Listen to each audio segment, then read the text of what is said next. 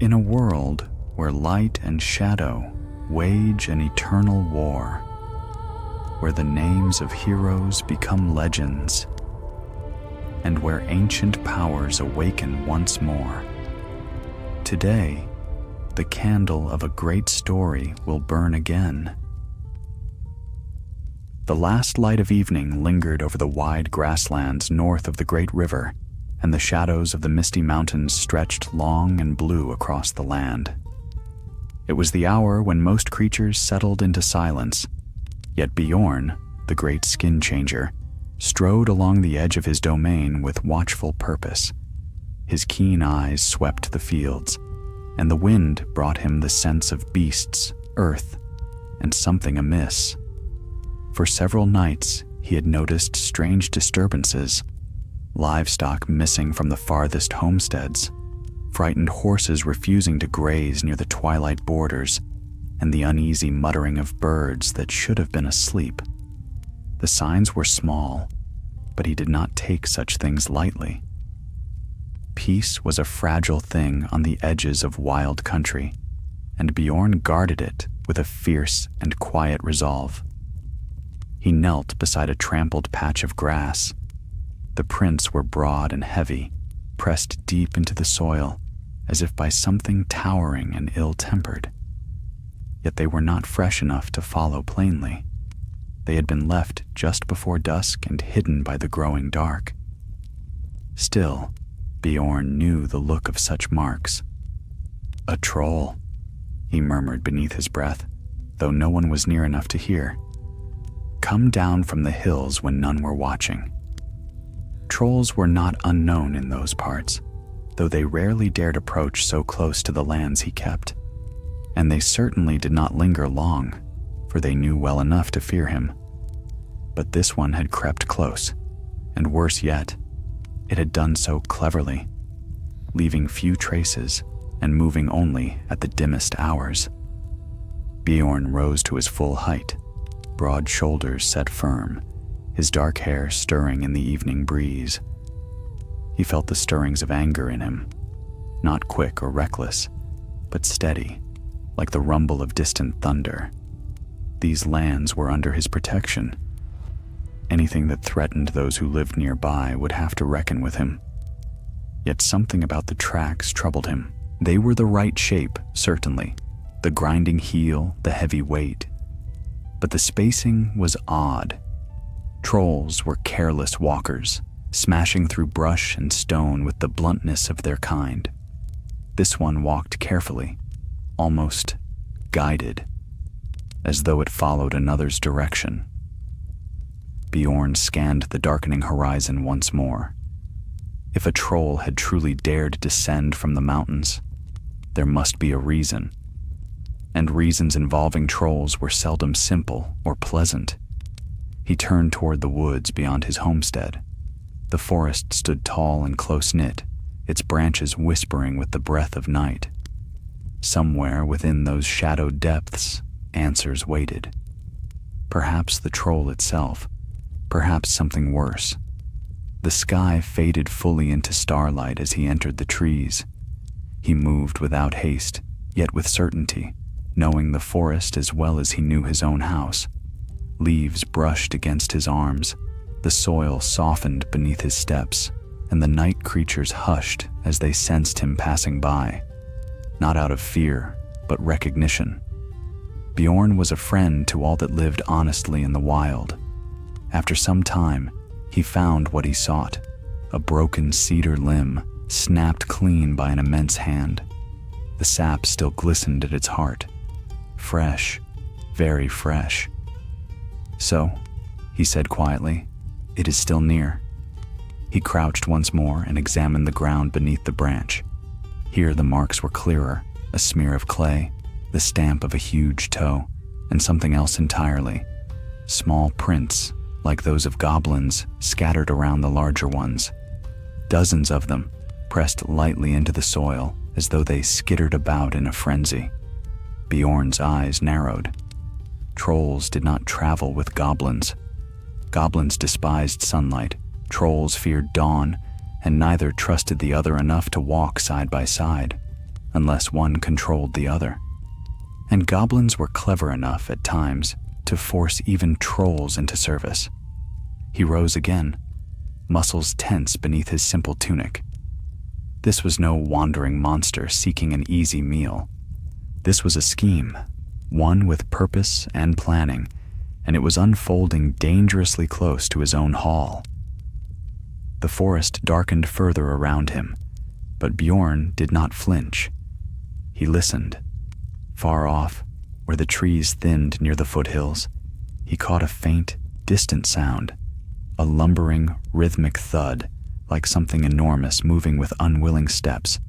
And beneath that sound, almost too soft to notice, came a scatter of sharp little clicks, goblin feet on stone. Beorn drew a long breath.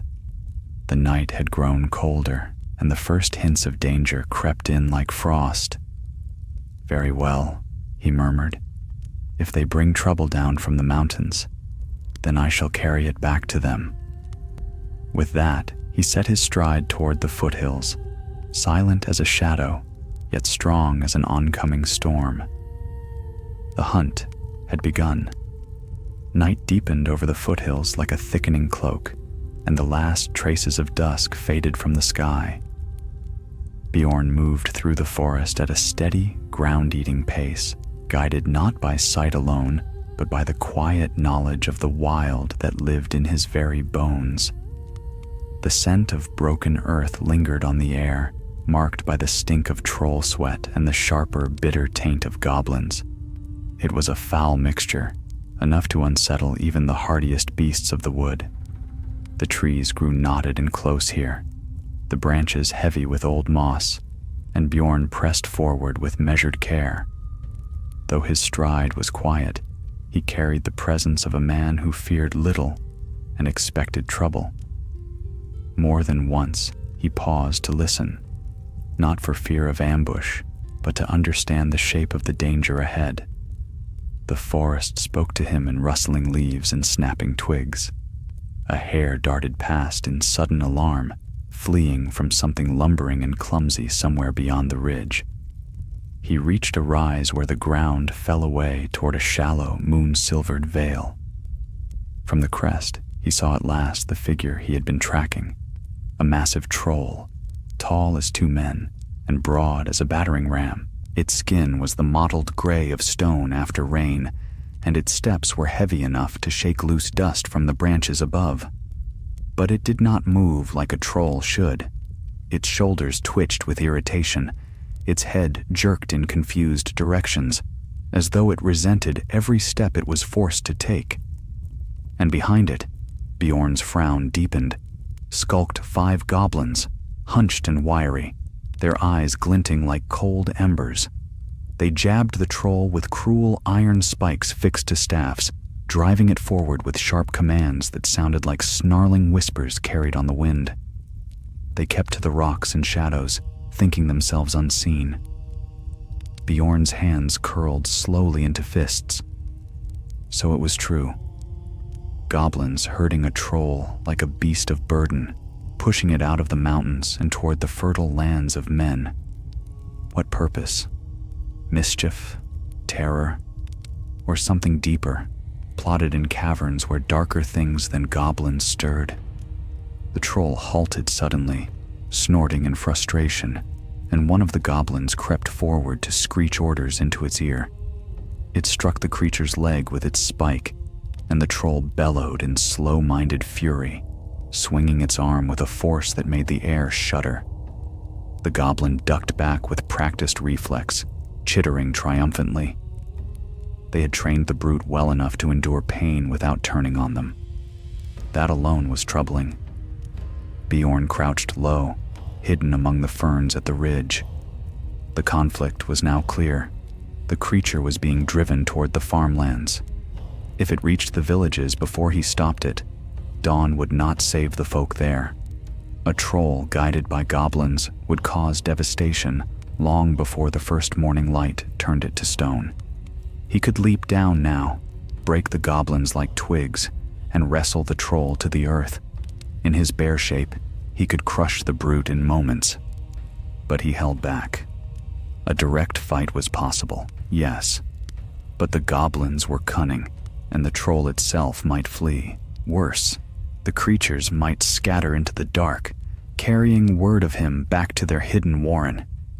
And if this band was only a scouting party, others might soon follow. No, this required thought, not simply strength. He watched a while longer, studying the troll's movement. Each time it tried to wander aside, the goblins forced it back with their prodding spikes. They kept their distance, never too close, never too far. They needed the troll, but they feared it all the same. Their formation told him more than their chatter. They were not marching at random. They followed a path that skirted the densest undergrowth, choosing routes that led toward abandoned clearings and old hunting trails. A coward's road, Beorn muttered. One they hope will go unnoticed. But he had noticed, and now he must decide what to do with that knowledge. A plan began to form in his mind, one that would turn the forest to his advantage. Trolls were powerful, but simple-minded. They feared the sun, hated fire, and trusted their own strength far too well. Goblins, slippery and spiteful, were dangerous only when cornered or perched in numbers. Against both, Beorn had something they lacked: the land itself. He slid backward from the ridge and made his way along the slope, moving parallel to the goblin troop, yet keeping well out of sight. The ground here was uneven, riddled with deep roots and old burrows. If he could lead the troll into such terrain, yes, the brute would struggle. A trap did not always need nets or snares. Sometimes the shape of the land was enough. Through the trees, he glimpsed the distant flicker of torchlight, goblins lighting tarred brands to guide their steps. The troll slogged behind them, its heavy feet cracking branches and sending echoes rolling across the valley. Its growls were low and resentful, but it obeyed all the same. Beorn moved with swift certainty. He crossed a stream, silent as a hunting cat, and pushed deeper into the wood where the night pressed thickly. He knew this place. Long ago, he had cleared a thicket here, leaving a hollow between two leaning boulders. The earth dipped sharply, hidden beneath trailing vines and fallen leaves. It was a natural pit, one deep enough to trouble even a troll. If he could lure the brute into it, or better yet, drive it there, it would be helpless under the open sky until dawn. He reached the clearing and surveyed it quickly. The moonlight touched the stones, pale and cold. The ground sloped treacherously, perfect for his purpose. This would serve. He listened again. The troll's steps were drawing nearer, its heavy breaths drifting through the trees like distant bellows. The goblin's chatter grew sharper, tinged with impatience. They had no idea how close danger stalked them. Beorn stepped behind a pine trunk as the first goblin torch glowed through the brush. The goblins slunk into the clearing cautiously, sniffing the air. The troll lumbered after them, pushing aside branches with its thick arms. For a moment they paused, sensing perhaps a trace of something amiss. Then a twig snapped behind them. Not from Beorn, from a fox, startled by their presence. But the goblins whirled anyway, shrieking warnings. The troll turned clumsily, confused by the sudden noise. Beorn understood the moment instantly. The goblins had grown uneasy. They might retreat. They might pull the troll back into safer shadows. He could not allow that. With a growl that rumbled like distant thunder, Beorn stepped from the trees. Not as a bear, not yet, but as a towering man with wrath burning in his eyes. The sight alone was enough to freeze the goblins where they stood. "Leave this land," he commanded, voice low and terrible, "or face the price." The goblins shrieked in terror. The troll swung its head, staring at him with dim confusion. The trap had begun.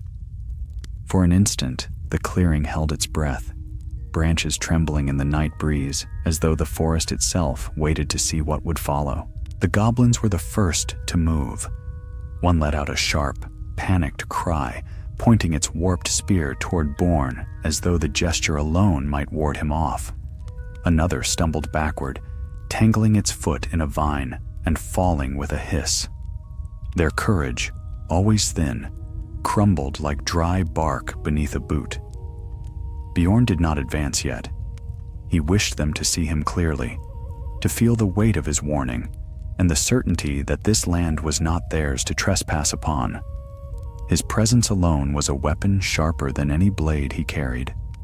Standing tall in the moonlight, his broad shoulders casting long shadows across the earth, he seemed as immovable as the ancient stones of the valley. The troll blinked its small eyes, trying to understand what stood before it. Its heavy breath puffed in the cold air. Trolls knew little of the finer dangers of the world, but even they could sense when they faced something that would not break easily. It shifted uneasily, glancing toward the goblins as though awaiting some instruction. The goblins answered with frantic jabs of their staffs and shrill whispers, urging it to attack. Yet the troll hesitated. That hesitation was all Beorn needed. He stepped deliberately down the slope, placing himself between the goblins and the direction they had come. They shrank back at once. The troll lumbered toward him with uncertain steps, swinging its arms in wide arcs more from nervous instinct than malice. The creature did not want this fight. It merely obeyed the prodding of smaller, crueler things. Beorn's gaze hardened. He could not reason with a troll, but he could use its nature against it. He shifted sideways, forcing the troll to follow him into a tighter space between two leaning stones.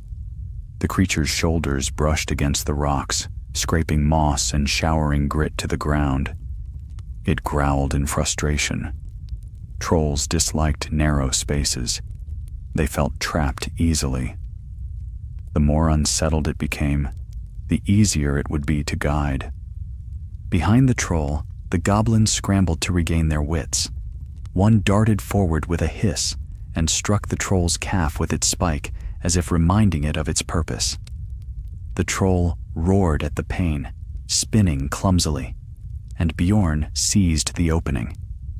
With a low command and a stamp of his heel, he made a sudden, forceful movement toward the creature's flank.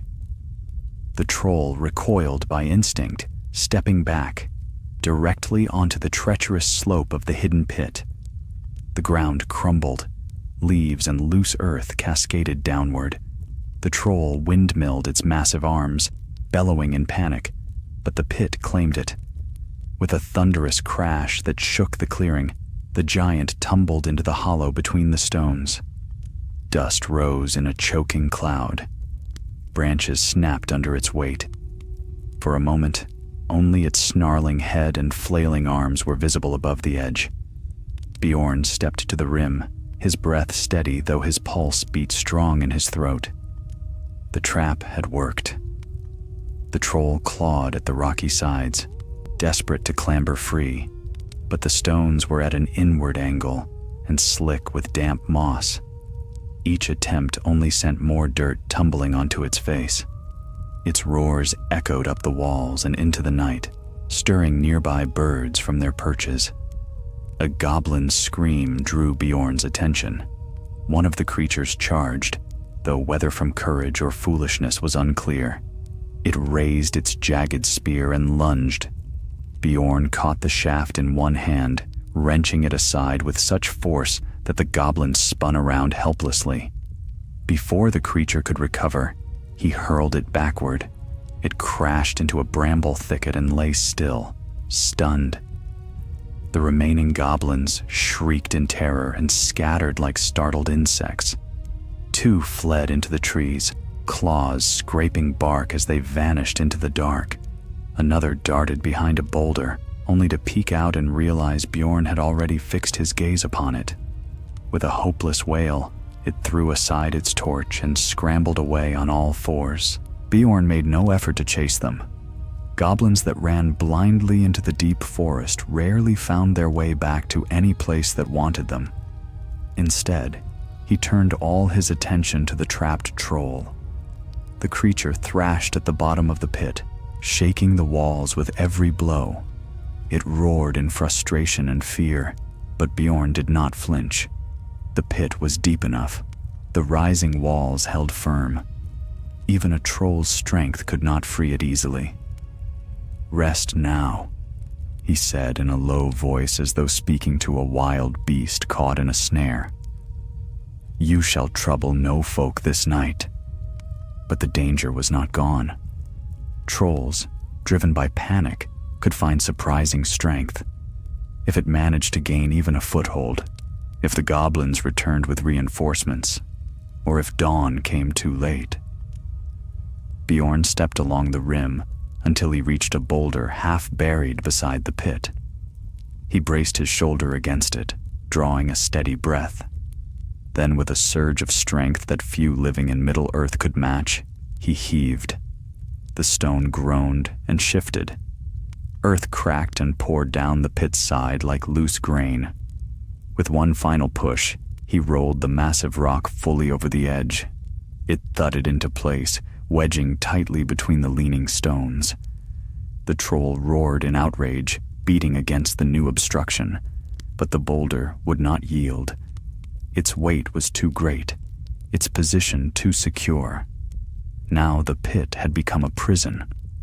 Beorn stepped back, dusting earth from his hands. The troll raged below, but its fury no longer troubled him.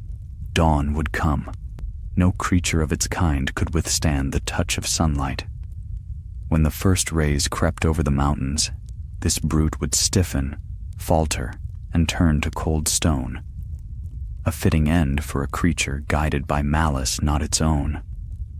Yet even as he watched the troll's wild thrashing, a deeper unease lingered in his mind.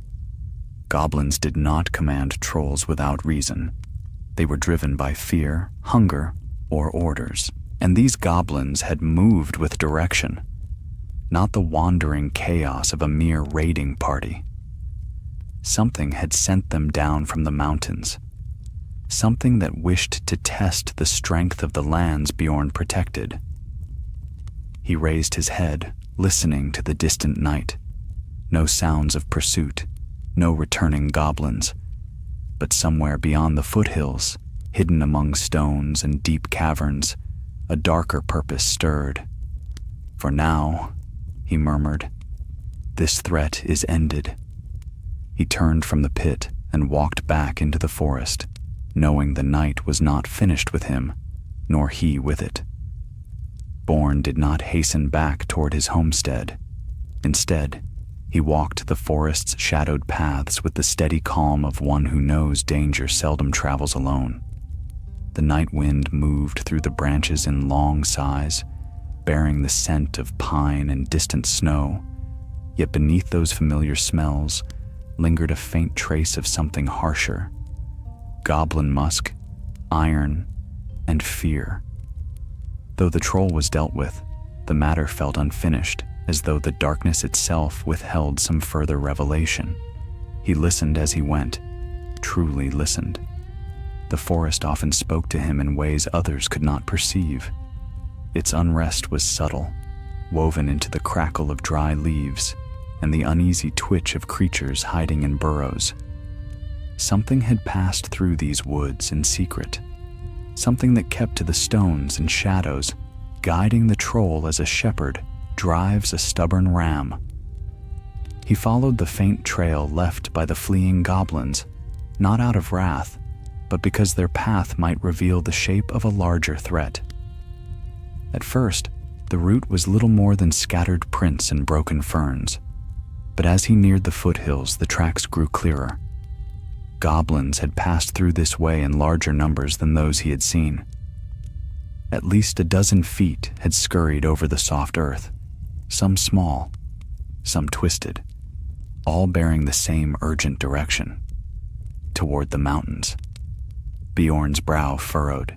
Goblins did not gather so near his land in such numbers unless driven by need or command.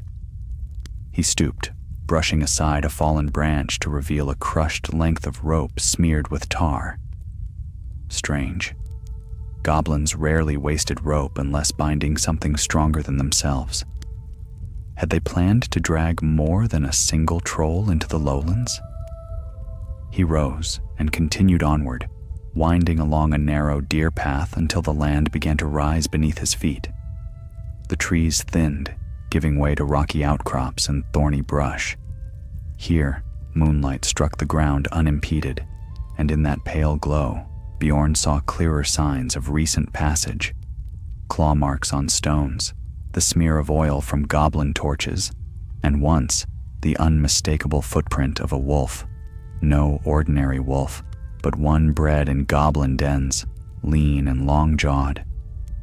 The trail led him to a crag of broken granite, jutting like a crooked tooth from the hillside. Beneath it yawned a shallow cave, half hidden by hanging roots and thorn bushes. A faint glimmer pulsed within, as though embers smoldered just beyond sight. Beorn paused at the entrance. The cave was not deep. He could sense that, but whatever lay inside was not natural firelight. Goblins often left behind strange devices, half-burned brands, bone charms tied with iron wire, crude maps scrawled on scraps of hide. It would be wise to know what this band had carried. Crouching low, he entered the cave. The stale air inside carried the odors of goblins and smoke. His eyes adjusted quickly. A few dying coals glowed in the remains of a small fire, casting faint red halos onto the stone walls. Around the hearth lay a scatter of refuse, broken sticks, gnawed bones, and scraps of black cloth stiff with old sweat. But Beorn's gaze fixed on something else entirely. A set of markings scratched into the floor with a sharp tool. They were crude, uneven, yet clearly meant to represent a rough map of the hills. A thick gouged line indicated the troll's path toward the lowlands. Beside it were several small symbols, circles, jagged triangles, signs used by goblins to mark hazards, hiding places, and commands. One larger mark, drawn near the mountain's base, was etched deeper than the rest, as though the goblin who carved it had pressed with unusual force. A meeting place. Beorn had seen such symbols before during troubled winters when goblins ventured too close to the eaves of Mirkwood. That mark meant camp or nest, but its placement concerned him. It lay not far from the old ford, a crossing of great value to the Beornings and to all who traveled east and west across the wild. A band of goblins gathering near the ford could endanger traders, messengers, and wandering folk who relied upon the safety of that passage. Worse still, if they intended to push more trolls southward, the lands he protected would see greater ruin than a few lost cattle. He stepped back from the map and turned toward the cave mouth. Yet something else caught his eye. A small wooden crate wedged into a narrow crevice. He drew it out with care. The lid was half broken, revealing several iron spikes like those the goblins used to prod the troll. But there was more. Coils of rope, bits of chain, and a flask of thick, foul-smelling oil. Troll oil, used to dull pain and quicken obedience. This had been no haphazard raid. The goblins had prepared, and well. Beorn set the crate aside and stood in silence, letting the weight of the discovery settle. The conflict was no longer simply a stray troll threatening folk in the night. This was an organized attempt to test the borders of his realm. If goblins believed they could venture so boldly, something or someone had emboldened them. He left the cave, emerging once more into the crisp night air. The wind stirred his hair and cooled the heat rising in his chest.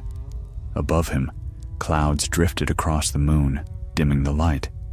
The mountains loomed like dark sentinels, their jagged peaks catching faint silver edges. Somewhere up there lay the meeting place, marked on the floor of the cave. Beorn considered his choices. He could return home, gather his own folk, and send word to allies near the old ford. Yet that would take time, and goblins were swift. They might scatter at the first scent of pursuit, or worse, unleash another captive creature upon the land. No, this required one strong arm, not many hesitant ones. He set his course toward the mountains. As he traveled, the forest changed once more. The trees grew sparse, the ground strewn with brittle stone. Owl calls echoed through the ravines, and far above, a single eagle circled, its silhouette sharp against the dim sky. Beorn watched it briefly. Eagles rarely wandered this far at night unless stirred by trouble. Another sign.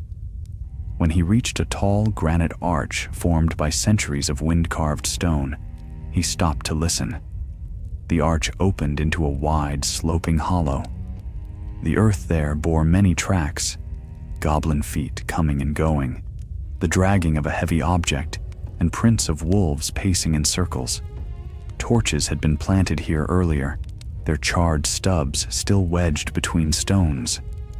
A meeting had taken place, as the map had foretold. But the goblins were gone. The hollow lay empty. Almost. Beorn moved deeper into the clearing, crouching to examine the ground. Something glittered faintly among the dirt, half buried and reflecting the wan moonlight. He brushed debris aside and lifted the object into his palm. An iron token shaped like a jagged mountain peak. A crest he recognized. It belonged to a goblin chief of the northern slopes, a cunning creature known for raiding caravans and driving beasts into enemy lands. That chieftain had vanished many seasons ago, thought slain by rival goblins or captured by orcs from the dark places. But the presence of this token told a different tale. A long breath escaped Beorn, so an old threat had returned, stirring the lesser goblins into unity and daring them to cross the borders once more. That chieftain had always sought to test the resolve of men. Beorn closed his fist around the token. If this enemy planned to rise again, he would meet the challenge before it took form. He turned back toward the forest, knowing the threat was no longer a wandering band. It was the beginning of a larger design. And if so, more danger would come with the next nightfall. For now, he would return to watch over the trapped troll until dawn. But something told him this was only the first shadow of a darker storm gathering in the mountains. Dawn neared, though the sky still lay folded in the last deep blue of night when Beorn reached the clearing again. The troll thrashed in the pit with fading strength, its roars now hoarse and weary. The boulder he had rolled held firm, wedged so tightly that not even the brute's might could dislodge it. Each time it struck the rock, a dull echo trembled through the earth, then quieted sooner than before. Beorn approached the rim of the pit and looked down. The creature glared up at him with eyes like small, furious coals, yet he felt neither pity nor triumph, only the sober certainty that this threat could not be allowed to roam free. Trolls were creatures of malice by nature, but even they deserved to meet their end without cruelty. And dawn would grant that. A swift, painless turning to stone. "You were driven here by wicked hands," Beorn murmured, "but the land will suffer no harm from you now." The troll bellowed once more, then sagged against the wall of the pit, trembling with exhaustion. Beorn stepped back and let silence settle. Above the treetops, the blackness of night began to thin into a pale, cold gray. Soon the first shaft of sunlight would break across the eastern mountains and bring an end to the creature's struggle. Yet Beorn's thoughts did not rest. The iron token he had taken from the goblin hollow weighed heavily in his pocket. The memory of the crude map scratched into the cave floor, lingered like a thorn in the mind. The goblins were not simply wandering, they were testing, probing the strength of the folk who lived between the mountains and the river. And somewhere in the north, a chieftain once thought dead now stirred his underlings into boldness. Beorn exhaled slowly. Though he walked alone, the weight of the wild was never too heavy for him. Still, he felt the stirrings of a coming struggle, one that might demand more than his solitary vigilance. He turned from the pit to survey the clearing. The forest was quiet, the faint rustle of branches greeting the slow approach of morning. No goblins crept near. None dared return, though their scent still clung faintly to the bushes. They would scurry to their holes, whispering in fear about the shape-changer who guarded the lowlands. But fear alone would not stop them forever. Beorn paced the edge of the clearing, studying the prints left during the struggle. The troll's heavy footmarks lay deep and chaotic, but beyond those, finer signs caught his eye. Not goblin prints, too light for that. Narrower, swifter. A lone wolf had circled the clearing sometime before the goblins fled. Not the wolf of these lands, but one raised in goblin dens. A scout. It had watched the battle, no doubt hidden in the shadows, then slipped away to carry word back. So, he muttered, they will know the troll is lost. That would anger them. Goblins treasured their monstrous slaves, not out of affection, but utility. A troll was a weapon, a terror they could send against foes stronger than themselves. Losing one meant wasted days of effort, and the displeasure of the chieftain who commanded them. Beorn frowned. The goblins would not seek open vengeance. They were too cowardly for that. Instead, they would plot anew, perhaps driving more beasts toward the lowlands or ambushing travelers along the ford. They might even seek to weaken his folk subtly, sabotaging food stores or frightening livestock to ruin the winter supply. Goblins knew well enough how to wound the spirit of a village. He strode to a tall pine on the clearing's edge, climbing partway up its sturdy trunk with practiced ease. From its upper branches he surveyed the land.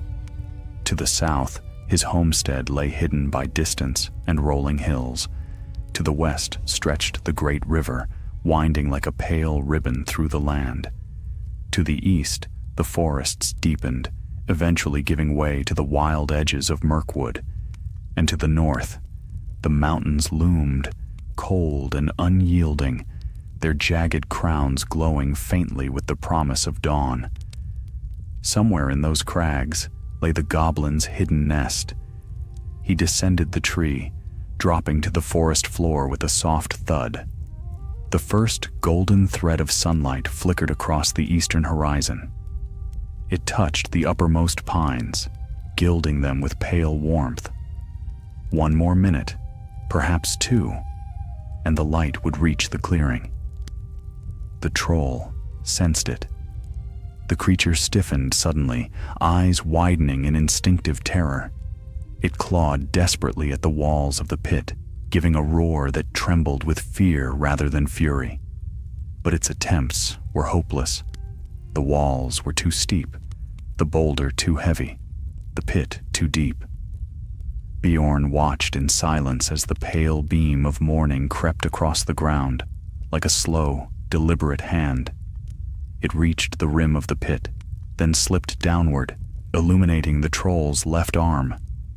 At once the flesh began to pale, harden, crack. The troll shrieked, a terrible sound that rang through the clearing and sent birds scattering. The light deepened. The creature stiffened further, its skin turning the gray of old stone, its expression forever frozen in a mask of defiance and dread. The sunlight spread across its chest, its shoulders, its snarling face. The roaring ceased. The trembling stopped. Within moments, the troll was still, silent and unmoving. A stone figure, forever trapped in the moment of its defeat. Beorn bowed his head briefly. Though a troll, the creature had been ensnared in a wicked scheme, and its end served as a warning to those who sought control over what should not be controlled. The danger here was finished. But Beorn's task was not. He turned away from the pit and followed the path the troll and goblins had traveled earlier. Now that dawn brightened the world, the tracks were easier to read. Broken moss, scuffed bark, and crushed undergrowth told a story without words. He could follow it all the way back to the mountains, to the meeting place, and perhaps even to the nest itself. But a thought paused his steps. His people needed to know of this threat. At the old ford, watchmen would be expecting word of any unusual stirring from the mountains. If goblins plotted an incursion, warning them would give many folk time to prepare. He considered this a moment longer. No. First, he would inspect the borders himself. If more trolls or beasts had been released, he could not allow them to stalk the woods while he traveled to warn others. The safety of the land rested on vigilance. He bent and traced the trolls' heavy tracks back into the forest. As he followed, he noticed something he had overlooked in the dark. Small markings on tree trunks, made with a blade. Goblin signs, pointing toward a rendezvous point deeper in the foothills. A new path to follow. Beorn straightened, tall and resolute.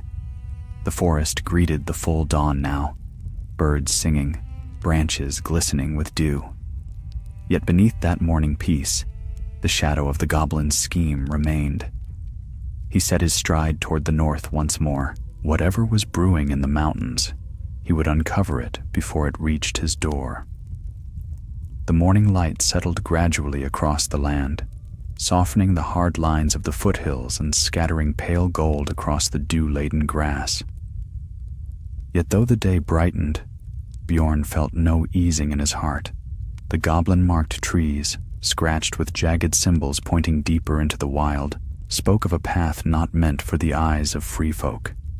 The goblins had moved in secrecy, but signs of their passing now lay bared by the open light of day. Beorn followed their trail northward. The forest thinned as he ascended, replaced by sparse pines clinging stubbornly to the rocky soil. He strode with long, steady steps, moving with the certainty of one who had walked these lands his entire life. The wind rose with the elevation, carrying with it the scent of stone and cold water running through distant gullies. No birdsong filled this stretch of woodland, only the sharp rasp of the wind and the clatter of loose pebbles beneath his boots. He paused at a shallow ravine where the earth had been disturbed. Goblin footprints clustered at the edge, circling restlessly before continuing their march. The creatures had stopped here for a time. Why? Beorn crouched and touched the earth, feeling its story beneath his fingertips. The soil was churned heavily, and faint impressions marked where something large had been dragged, something heavy enough to leave a groove across the stones. Another beast, he murmured.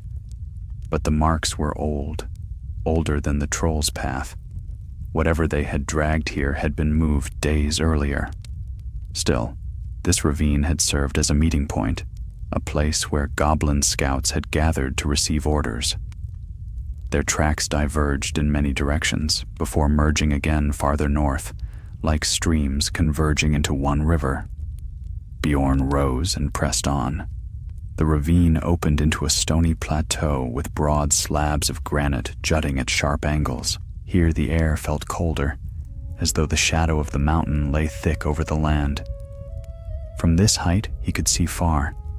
The distant shimmer of the great river, the rolling green fields to the south, and the dark line of Mirkwood brooding along the eastern horizon. Yet his attention remained fixed on the rough-hewn trail before him. Each step upward brought deeper signs of goblin craft, broken spearheads cast aside, bits of bone chewed down to splinters, and thin ropes frayed from long use. A makeshift camp had stood here only recently, The goblins had moved quickly, as though fleeing or preparing for something beyond the ordinary. At the far end of the plateau, Beorn found a ring of stones blackened by fire. Cold ashes lay within, but scattered around the circle were several strange objects. Iron nails curved and barbed, a flat disc of hammered bronze etched with crooked runes, and a fragment of leather painted with crude symbols. He picked up the disc and turned it in his hand. It bore the mark of the same jagged peak as the token he had found, proof that the goblin chieftain's authority extended farther than he had feared. "They plan more than mischief," Beorn said softly. "These are signs of preparation." He set the disc down and studied the ground beyond the fire circle. 2 sets of deep tracks led north, toward the cleft between the mountain ridges. One trail bore the sharp indent of goblin feet. The other was broader, heavier, made by a wolf larger than those bred in the wild. A warg, perhaps, a dire creature twisted by goblin malice, far more cunning and cruel than an ordinary wolf. If wargs had joined the goblin band, the matter had grown yet darker. Beorn followed the dual trail. The way grew steeper, the rocks jagged and uneven. Soon the trees thinned entirely, leaving the land open to the cold sun. The mountains towered above him now, their peaks veiled in lingering wisps of cloud. Snow clung stubbornly in their crevices, though spring had touched the lower fields. As he ascended, the air sharpened. The wind carried a faint, distant howl, not the cry of a lone wolf, but the eerie, discordant echo of many voices. A warg pack. It rolled across the mountainsides like a shiver of dread. Beorn's jaw tightened. He reached a narrow ledge where the rock face curved inward to form a shallow alcove. There he stopped and knelt to the ground. The earth was disturbed again, but not by goblin hands. A set of large paw prints crossed the ledge, warg prints, deep and purposeful. One print, larger than the rest, belonged to the leader of the pack. And beside the paw prints lay a torn scrap of cloth, the hem of a tunic woven by human hands. Beorn lifted the fragment. It was stained with dirt, but not with blood. The edge was clean torn, not ripped in struggle. Whoever had worn this tunic had passed here in haste, fleeing or being driven. A traveler, a messenger, one of the woodfolk. The goblins rarely spared captives. Beorn stood quickly, eyes narrowing at the thought. If the goblins had taken someone, he had little time to lose. He continued up the trail, his pace quickening. The mountainside steepened, forcing him to climb between boulders and over jutting slabs of stone. Every so often he paused to steady himself against the cold granite, listening for the warg's distant cries. They rose and fell like a grim chorus, never near, yet never far. At last he reached a high outcrop overlooking a long, narrow gulch between 2 ridges. From this vantage, he saw something that sharpened every one of his senses. A cluster of goblins moved along a winding path below, their hunched forms barely visible at the base of the cliffs. They marched in tight formation, as though guarding something.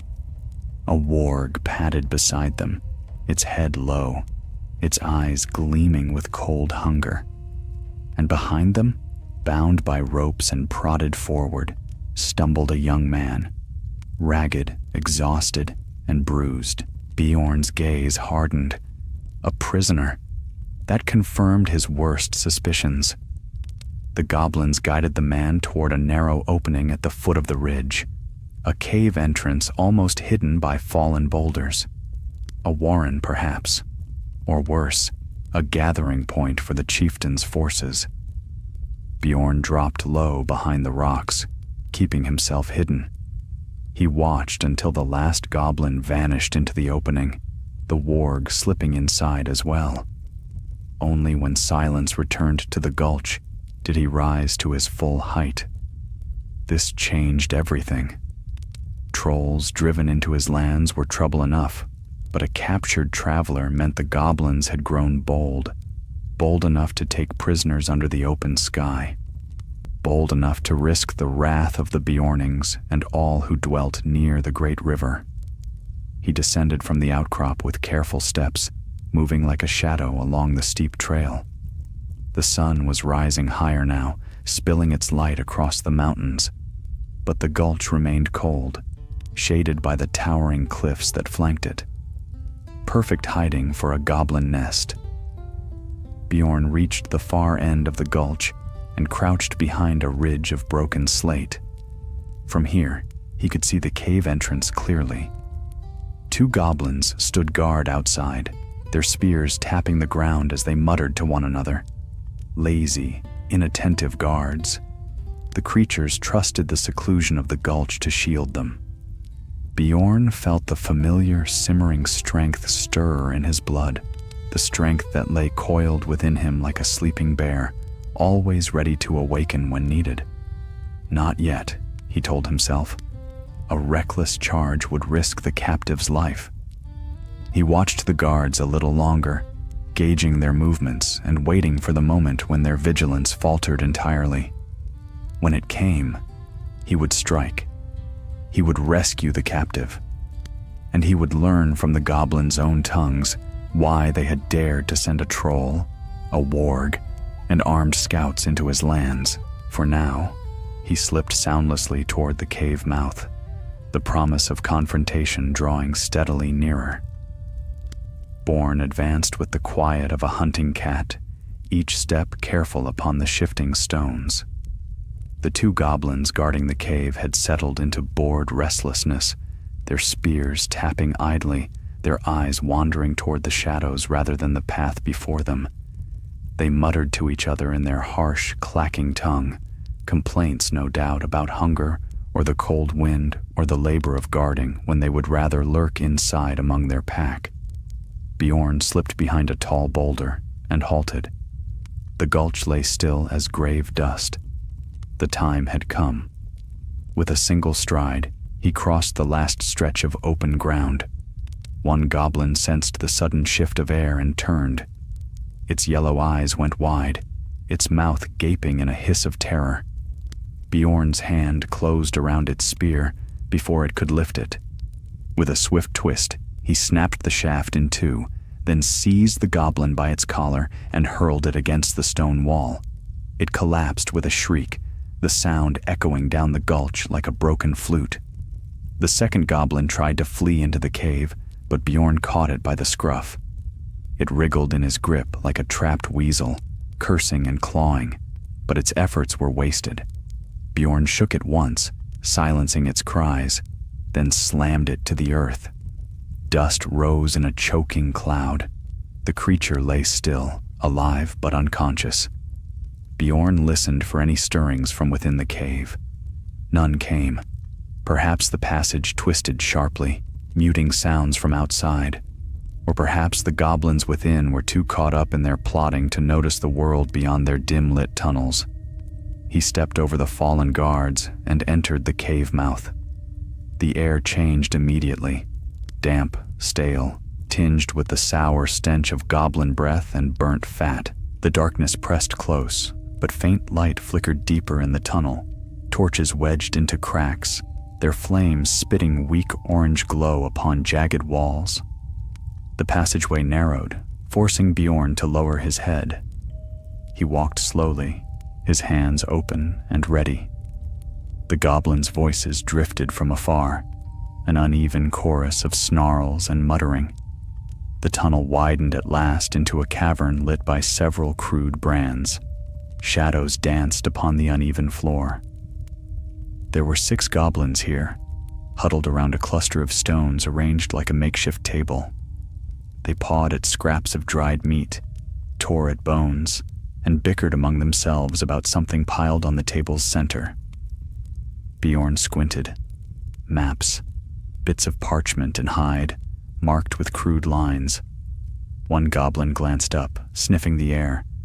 Perhaps it sensed something, the tremor of footsteps, the sudden draft.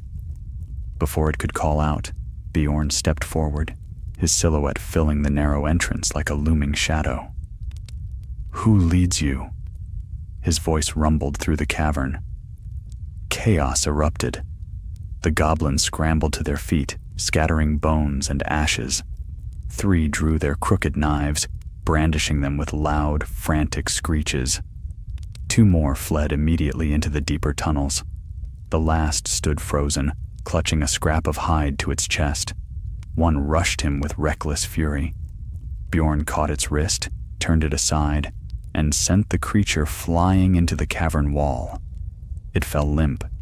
A second leapt at his back, shrieking, but he swung his arm and knocked it aside as easily as brushing off a thorn. A third, larger than the others, darted toward him with a spear. This one had the look of a leader, its armor a patchwork of rusted plates, its eyes gleaming with cunning malice. It stabbed with surprising quickness. Beorn stepped aside, caught the shaft, and snapped it over his knee. The goblin lunged with a dagger. Beorn seized its wrist and twisted until the dagger fell with a clatter. Then he lifted the creature by its collar and slammed it atop the stone table. The maps scattered. "Speak," Beorn growled, "and your bones may yet remain unbroken." The goblin hissed and spat, but its bravado faltered. Its yellow eyes darted toward the tunnel where its fellows had fled. Beorn tightened his grip. "Who commands you? Why bring trolls and wargs to my lands?" "We serve the chief," the goblin squeaked at last. "And who is this chief?" "Tarkuz," it cried, curling its misshapen hands protectively. "Tarkuz the Cruel, returned from the deep halls of the mountain. He gathers tribes, all tribes, north, east, and west." The name meant little to Beorn, yet the tremor of fear in the goblin's voice showed it meant much to them. "What does he seek?" Beorn pressed. The goblin's mouth twisted. "To test your borders, to measure your strength." "And the troll?" "A trial," it said. "A trial only. More would come after." Beorn's brow darkened. "And the prisoner? Where is the man you dragged here?" The goblin's eyes flicked upward for the briefest moment toward a tunnel on the cavern's far side. Beorn released the creature just enough for it to breathe. "Take me to him." The goblin, trembling, nodded frantically. It crawled off the stone table and scurried toward the side passage. Beorn followed with watchful steps, his fist clenched and ready. The tunnel sloped downward, the air turning colder. The light from the cavern faded, replaced by dim glimmers of a single sputtering torch. The goblin stopped at a crude wooden door barred with an iron rod. Beorn gestured. The creature pushed the rod aside with shaking hands. Beorn flung the door open. Inside lay a small, dank chamber, the air heavy with dampness. A young man sat bound against the far wall, his wrists tied with rough goblin rope. His dark hair hung over his eyes, his tunic torn, though no blood marked him. He looked up as the door swung open, fear first in his gaze, then confusion, then relief. "By the river's grace," the young man whispered. "You are Beorn?" Beorn stepped inside and cut the bonds with the edge of the broken spear shaft he carried. "Are you harmed?" he asked. "No, only shaken," the young man said, rubbing his wrists. "They ambushed me near the old ford. I was bearing a message for the guards there. Something about goblins stirring in the hills." Beorn grimaced. The goblins had moved faster than expected. "The guards know nothing of these movements then?" "No," the man said. "I never reached them." Beorn nodded once. "Then we leave this place." He stepped back into the tunnel and froze. From the cavern behind them came a deep, resonant growl. Not goblin, not wolf, a warg, then another, then a chorus. The fleeing goblins had returned with the pack. Beorn clenched his fists. The captive behind him had only just regained his strength. A battle within the narrow tunnels would put him in peril. Beorn turned to the young man. "Stay behind me," he said, "and keep low." The warg pack's snarls rose like a tide as shadows moved on the cavern walls. The goblin leader, recovered from Beorn's earlier blow, emerged with bloodlust in its stare. At its sides prowled 3 wargs, their eyes sharp, their teeth gleaming cruelly in the torchlight. Beorn felt the ancient, wild power stir within him, the power that lived beneath his skin, in his bones, in the beating of his heart. There would be no avoiding battle. With a deep, rumbling breath, he stepped forward into the widening glow. The goblins shrieked, the wargs snarled, and Beorn's form began to shift. A low, thunderous sound filled the cavern, deep as stones grinding in the roots of the mountains, steady as winter wind rolling through fir boughs. The goblins froze mid-screech. The wargs lowered themselves instinctively, ears flat, growls wavering. They knew this sound. All creatures of the wild knew it. Beorn's breath thickened, his shoulders expanding beneath the coarse fabric of his tunic. His bones shifted with the ponderous weight of ancient power, painless, natural, like the earth reshaping under the slow press of an age. Muscles rippled, his spine arched, his arms broadened and lengthened, hands darkening into paws the size of shields. The young man stumbled backward against the wall, eyes wide with disbelief. The wargs whimpered. Before the goblins could flee, before a single order could be barked, Beorn's form surged into its full terrible height. The great bear, massive and dread as a rolling thundercloud. His fur brushed the cavern ceiling, his breath gusted like smoke from a furnace, his eyes, dark, deep, unyielding, fixed upon the goblin band. Then he roared. The cavern shook as though struck by a falling boulder. Dust rained from the ceiling. Torches shuddered. Every goblin shrieked in terror. The wargs crouched low, whimpering, yet trapped by the narrow stone walls. The nearest warg lunged first, fear driving it into madness. Its teeth snapped at Beorn's flank. He swung a paw, and the blow hurled the beast across the cavern. It struck the stone wall with a yelp and collapsed. Another warg leapt. Beorn met it head-on. Their clash echoed like clashing drums. He seized its throat between his great jaws and flung it aside. The beast scrambled away, tail tucked, seeking escape from the tunnel it had moments before proudly guarded. The third warg hesitated. Its courage faltered. It turned and fled down the passage, only for its goblin handler to shriek and strike at its back.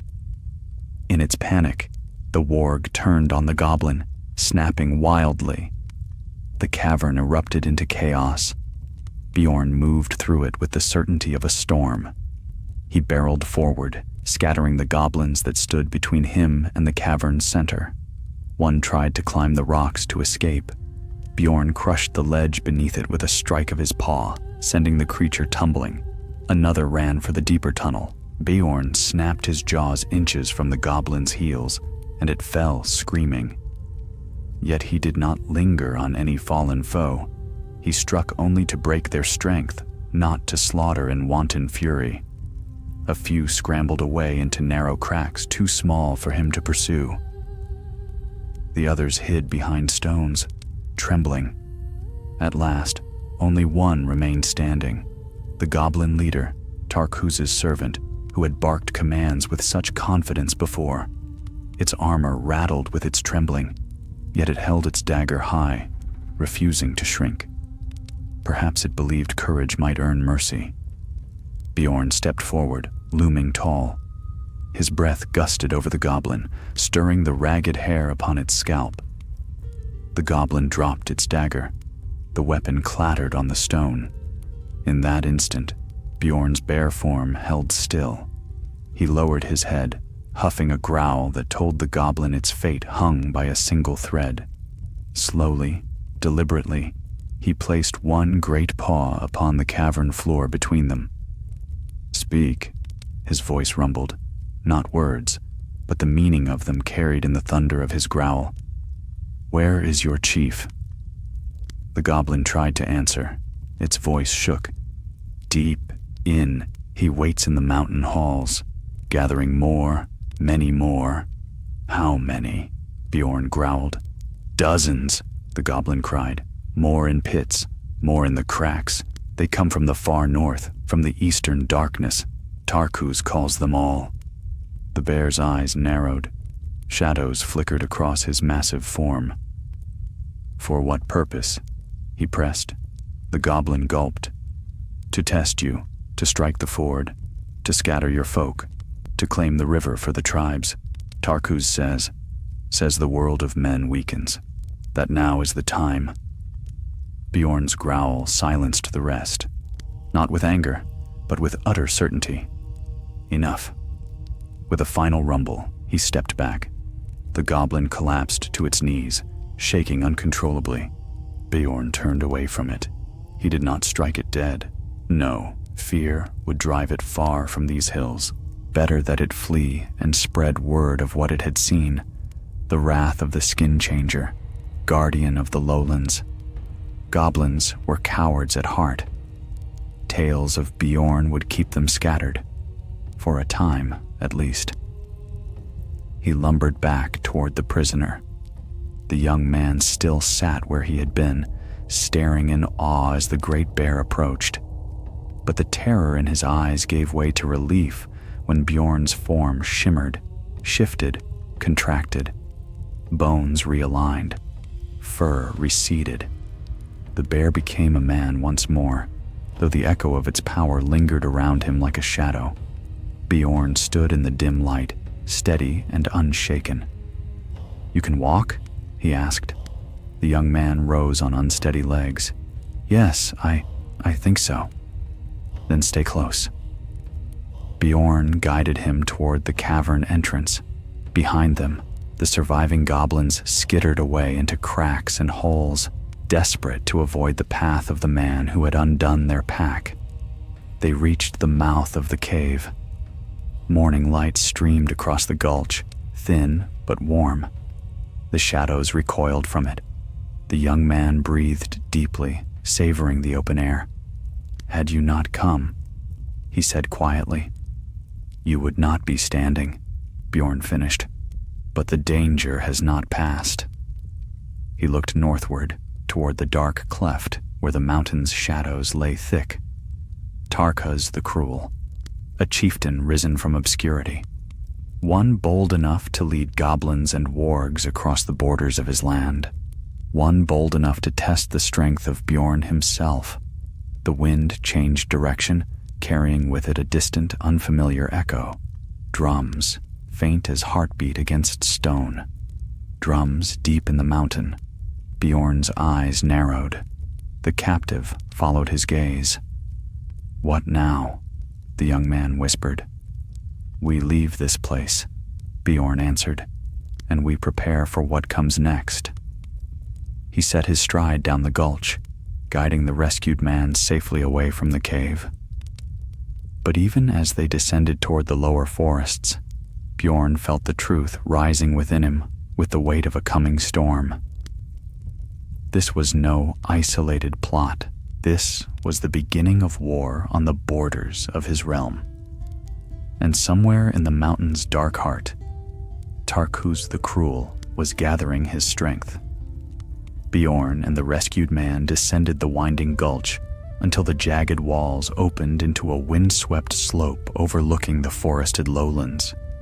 From here, the world stretched wide beneath the morning sun, bright and peaceful, yet peace felt fragile, a thin veil drawn over growing unrest. The mountains behind them brooded like silent fortresses, their cracks and caves hiding forces now stirring at Tarkus's command. The young man drew his cloak tighter. Though the sun shone, a chill clung to him, the lingering cold of captivity and fear. "My name is Edric, son of Hallen," he said at last. his voice steadier now that they had left the goblin tunnels behind. "My father serves among the guards of the old ford. They will be waiting for my message, though it seems I bring them far darker tidings than they expected." Beorn nodded. "Your father will hear what must be said. Goblins cross the borders with cunning now, not merely hunger or mischief. A chieftain gathers strength in the northern halls, one bold enough to drive trolls into my lands and seize travelers under daylight." Edric swallowed hard. Then the ford must be warned. If Tarkus seeks control of the river, he will not have it, Beorn said firmly. "But you will take word to your father, and I shall see that no more goblins stalk these hills unchecked." Edric gave a weary smile. "I am grateful you came when you did, Master Beorn. Had you not—" His voice faltered, the unspoken end clear. Beorn clasped the young man's shoulder. "You endured bravely. Few withstand the fear of warg howls echoing through stone." Edric straightened a little at that. "I will bring warning to the ford with all haste." Beorn nodded once more, then guided him into the forest path below. They walked swiftly beneath the shelter of pines, their steps cushioned by thick needles. The morning grew warmer as they descended, though Beorn's senses remained keen and unsettled. Each shifting branch, each rustle of underbrush drew his attention, but no goblin tracks marred this part of the forest, at least for now. After some distance, the path forked. To the west lay the old ford, several hours' walk for a swift traveler. To the south ran the road toward Beorn's homestead. Here Beorn stopped. "This is where we part." Edric swallowed. "Will you not come with me to warn the ford?" "No," Beorn said. "Tarkus's purpose is not the ford alone. His scouts roam the hills. If I carry word southward and leave these woods unwatched, the goblins may release more wargs, more beasts, another troll perhaps. I must guard the borders." Edric nodded solemnly. "Then I will go, and I will tell my father everything." "Travel carefully," Beorn said. "Stay to the open places. Goblins favor the thickets." Edric bowed his head with gratitude, then set off westward, his pace steady despite lingering exhaustion. Beorn watched until the young man vanished between the tall pines. Then he turned north. The forest grew quieter as he walked, as though the trees sensed the tension in the air. The scent of morning, pine resin, damp bark, fresh leaves, mingled with a faint musk barely noticeable to most. Goblin scent, scattered but present. They had passed through this wood in numbers, though not recently. Perhaps a day ago. Too many for a mere scouting band. Beorn followed their trail deeper into the wilderness, where the land sloped upward once more into the foothills. He advanced steadily, his muscles relaxed but ready, his steps soft despite his great size. Even without taking the shape of the bear, he moved with the calm balance of a creature born to the wild. He paused beside a fallen tree. Its bark was shredded, gouged by sharp teeth. Warg teeth. But the marks were older, perhaps 2 days. The wargs had hunted here, or fought each other. He touched the torn bark. Goblins rarely controlled wargs without strife. Even the cruelest chains could not tame their violent hunger. If Tarkus commanded a pack, he must hold them by fear alone. A dangerous leader indeed. Beorn resumed his ascent until he reached a ridge overlooking a wide, rugged valley. Stunted pines dotted the slopes. A stream glimmered faintly as it wound between boulders. It might have been a peaceful place, yet something was wrong here. A faint metallic clatter drifted on the wind. Beorn's eyes narrowed. He descended the ridge quietly, using the rocks as cover. As he neared the valley floor, the sound grew clearer. Goblin voices, harsh, dissonant, rising in argument. He crept behind a cluster of boulders and peered out. 7 goblins gathered around a wooden crate half buried in the soil. They hacked at it with knives and muttered curses. One shoved another aside, eager to pry it open. Their movements were restless, impatient. Beorn frowned. He knew goblin crates. They carried traps, beast prods, cruel tools. But what lay inside this one? The goblins succeeded at last. With a splintering crack, the crate's lid snapped open. A faint gleam shone from within, metal glinting beneath cloth. Not weapons, armor, goblin-forged armor, hammered crudely into jagged plates. Dozens of pieces, enough to equip a warband. One goblin lifted a helm and shrieked triumphantly. "Tarka's arms the tribes," it cried. Another snarled, "We march soon." Beorn felt a cold heaviness settle in his chest. This was no small raiding party. This was preparation. As the goblins tore at the crate, dividing the armor like greedy wolves, a sudden howl echoed in the distance, high, shrill, unmistakably warg. The goblins froze, snapping their heads toward the sound. "Scouts return," one hissed. "They bring news." Beorn ducked lower behind the rocks. Moments later, 2 wargs emerged from the trees, their fur bristling, their eyes gleaming cruelly. Goblins clung to their backs, clutching ropes knotted into the beasts' rough hides. One goblin dismounted and rushed to the group. "Southward," it barked. "A troll lost. Trap. Skin changers doing. Beorn walks the forest." Fear flickered across the goblins' faces. "Was it him?" one whispered. "The great bear," another hissed. "Felled our troll. Slaughtered our pack." The messenger snarled. "Tarkus commands we strike again. Tonight, before the moon rises, while Beorn hunts, we slip south, burn the homesteads, break the fords." Beorn's breath slowed. Then the messenger gestured sharply to the crate. "Arm yourselves. More troops gather in the northern cracks. Tarkas himself will march when the horn sounds." A horn. Beorn's muscles tightened. A war horn meant many tribes uniting, something uncommon among goblins, except under a powerful, ruthless leader. He could not allow these 7 to carry their arms south. He stepped back from the rocks, the bear stirring beneath his skin, but he held still. 7 goblins and 2 wargs he could crush, but if he attacked now, the sound of battle might draw more from the northern fissures. Worse, the horn might sound before he reached Tarkus. He needed a plan. Slowly, silently, he circled behind the valley's edge. The wargs sniffed the wind but did not yet detect him.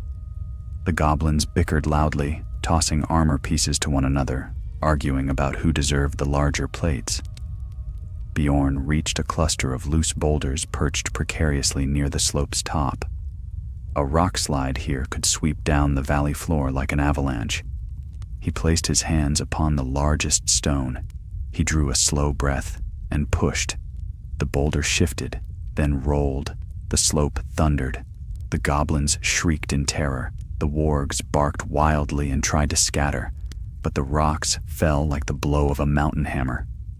Stone crashed upon stone, sweeping the crate, the goblins, the wargs in a single roaring tide of dust and fury. The valley filled with cries, then silence. Beorn watched until the debris settled. Only when the dust thinned did he descend, moving with wary steps. Amid the rubble, nothing stirred. The crate was splintered, the armor scattered, buried beneath broken stone. A hard, necessary blow against Tarkus's rising strength. But Beorn did not linger. He turned his gaze toward the northern ridge, where the goblin messenger had said more forces gathered. If a horn was to sound tonight, he must reach that place before sunset. For if Tarkus marched with his tribes, the lands below would drown in shadow and fire, and Beorn would not allow it. The sun stood high as Beorn pressed onward. Yet its warmth did little to lift the weight of what he had seen. The valley behind him lay silent under its cover of broken stone, the goblin's ambitions buried for the moment. But the messenger's warning echoed like a drumbeat in his mind. Tarku's commands we strike again, tonight, before the moon rises. A horn-gathering goblin tribes was no light matter. Such unity among their kind meant unrest running deeper than petty raids. A chieftain capable of commanding trolls, wargs, and multiple war bands was a rare menace, one that could not be allowed to gain strength. Beorn climbed the northern ridge with long strides, scanning every gully and crack in the mountain for signs of further movement. The air grew colder still as he ascended, the pines shrinking into bent, wind-bitten shapes. Here the wind carried the faintest traces of smoke, sweat, and sharp iron, goblin scents drifting from somewhere ahead. He followed them. Soon the ridge flattened into a high shelf of rock overlooking a narrow gorge. Shadows pooled thickly below, though the day was bright. Beorn crouched, steadying himself as he peered downward. Below him lay a hidden hollow carved between cliffs, rough, jagged, nearly invisible, unless one stood exactly where he now stood. And within that hollow, Beorn saw the very thing he had feared: goblins, scores of them.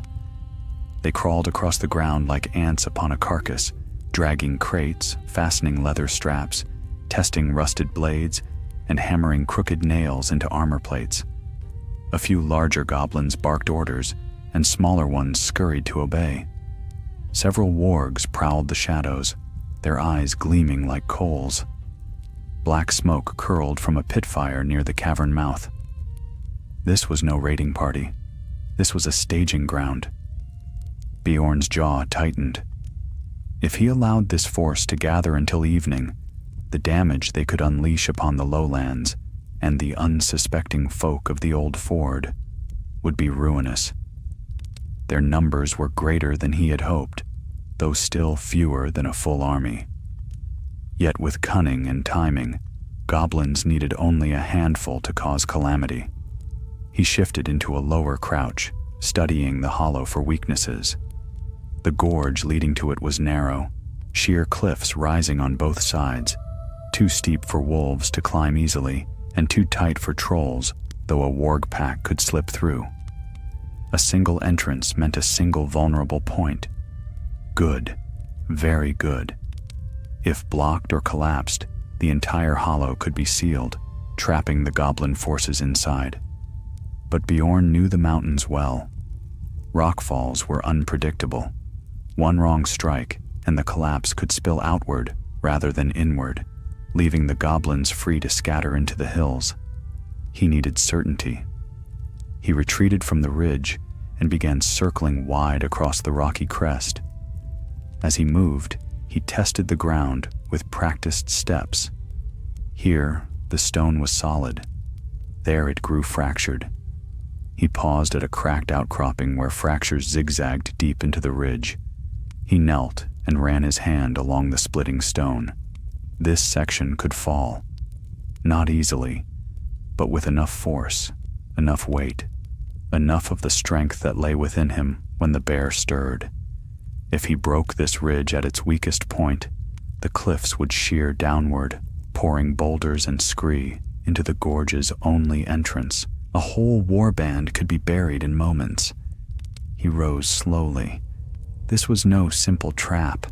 It was the doom of a host. He had no love for slaughter, nor for crushing foes unseen. But goblins had chosen their path. They had stolen travelers, set beasts upon the land, and prepared to spill blood across villages and farmlands.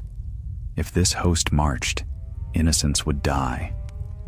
No dawn sun would turn goblins to stone. Only action could stop them. Beorn walked back to the ridge's edge and looked once more upon the hollow.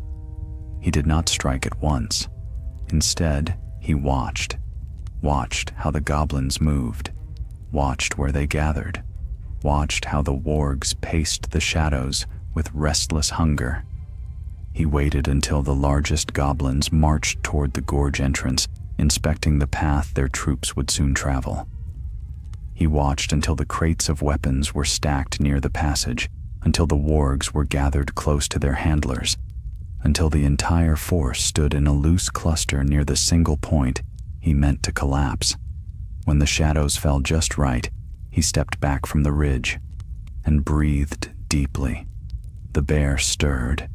The change flowed through him like a surge of mountain wind, filling his limbs with ancient strength. His bones grew heavy.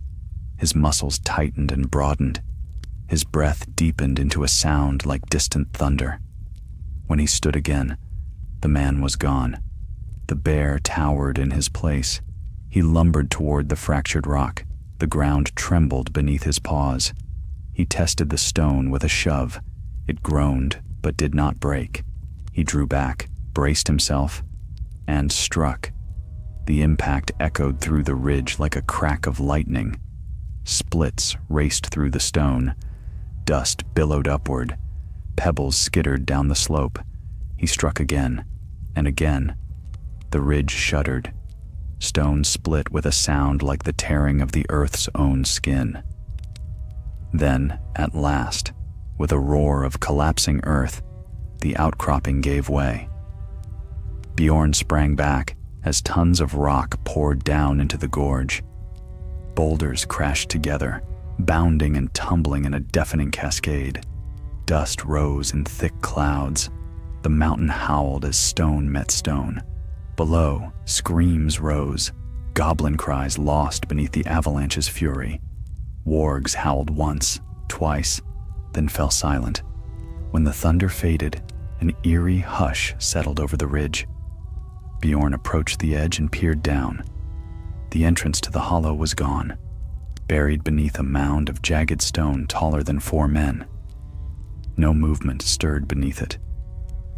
The rest of the hollow, uncollapsed, lay sealed behind a wall no goblin could climb, and no warg could dig through in a day, or a dozen.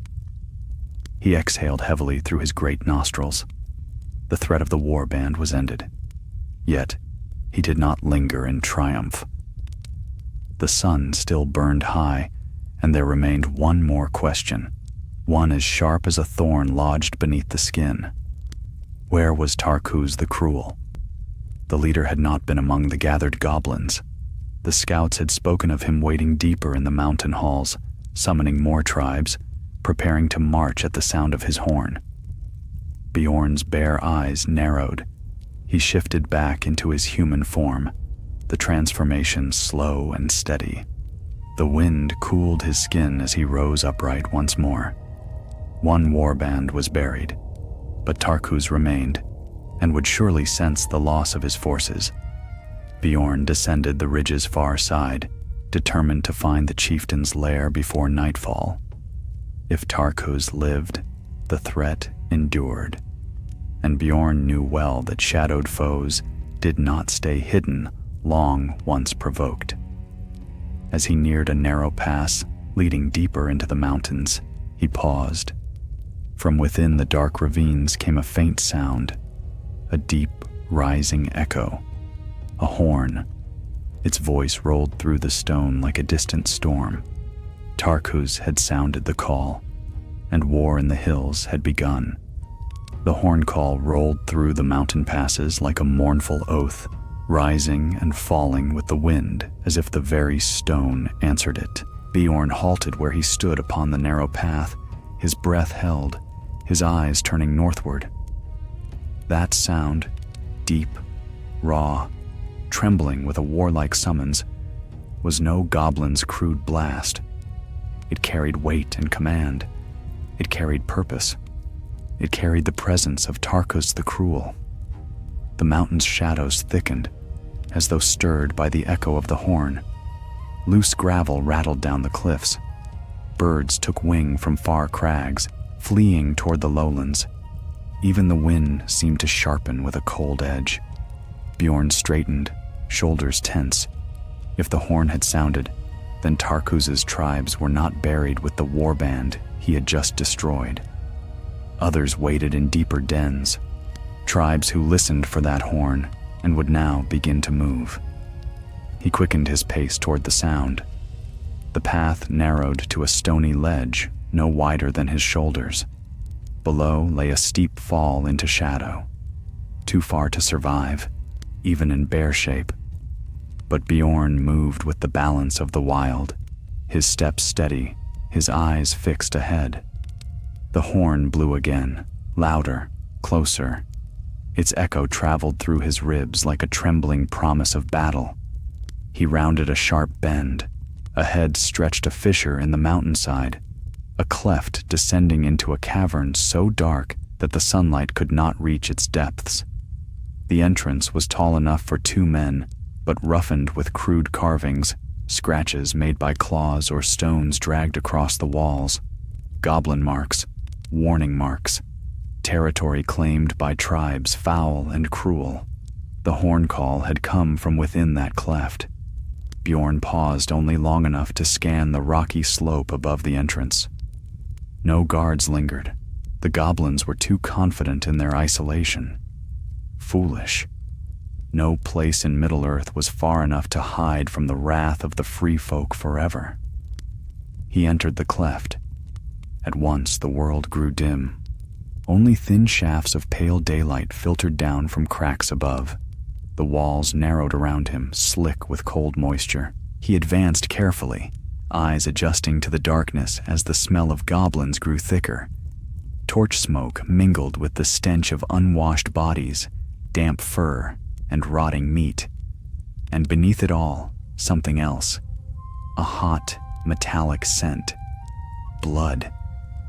He stepped deeper, following the twisting corridor until it widened abruptly into a large cavern lit by several guttering torches jammed between boulders. Shadows leapt across jagged formations of stone. This chamber was a gathering place, its floor beaten smooth by dozens of feet. Chests and crates lay stacked against the walls, furs piled into crude bed nests, bones scattered everywhere, and on a raised stone dais at the far end stood a tall goblin, Tarkhuz. There was no mistaking him. He was larger than most goblins, with limbs corded by sinew and cruelty. His armor was patchwork metal, but more carefully forged than the scraps worn by lesser goblins. Thick black hair hung in ropes down his back. His eyes were narrow and gleamed with dark cunning. In one hand he held a jagged spear tipped with a serrated blade. In the other, Beorn's breath slowed. In the other hand, Tarkhuz held a horn of carved bone, long, curved, its surface etched with runes of old wickedness. The goblin chieftain lifted his head. "You come alone, skin changer," Tarkhuz rasped, his voice a cold scrape of iron on stone. "But your tread shakes the mountain, even the rocks whisper your name." Beorn did not answer immediately. He stepped forward with calm certainty, surveying the cavern. Only a dozen goblins remained here, far fewer than the number sealed in the hollow. Some crouched behind Tarkhuz.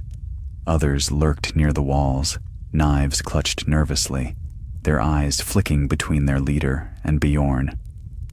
"You drove a troll into my lands," Beorn said at last, his voice low but steady. "You seized a traveler. You gathered wargs and tribes to strike at the ford, and now you blow your horn as if to call the mountains to war." Tarkhuz bared his crooked teeth in a grin. "War is coming, skin changer. These hills no longer belong to the soft folk who wander them without fear. The tribes rise again. The old passages stir. Shadows deepen in the cold places. Even the orcs of the north whisper of unrest. Why should goblins not rise as well?" Beorn stepped closer. "You rise only to be cast down," Tarkhuz hissed, lifting the jagged spear. "And who will cast me down? You? One beast of fur and rage? I know your kind, Beorn. You guard these lowlands like a lone hound. You have no army, no kin to strike beside you, only claws and teeth." Beorn's eyes hardened. Claws and teeth are enough. The goblin chieftain snarled and struck the butt of his spear against the dais. I saw smoke from the south. You buried one war band, but I have more. Hidden tunnels, deeper than caves you know. Forces you have not seen. When the moon rises tonight, the tribes march. Beorn felt the bear stir beneath his skin, but he kept himself steady. They will not. Tarkus sneered. You think to stop us alone? I do. A hiss rippled through the goblins around the cavern. Then Tarkus lifted the horn once more.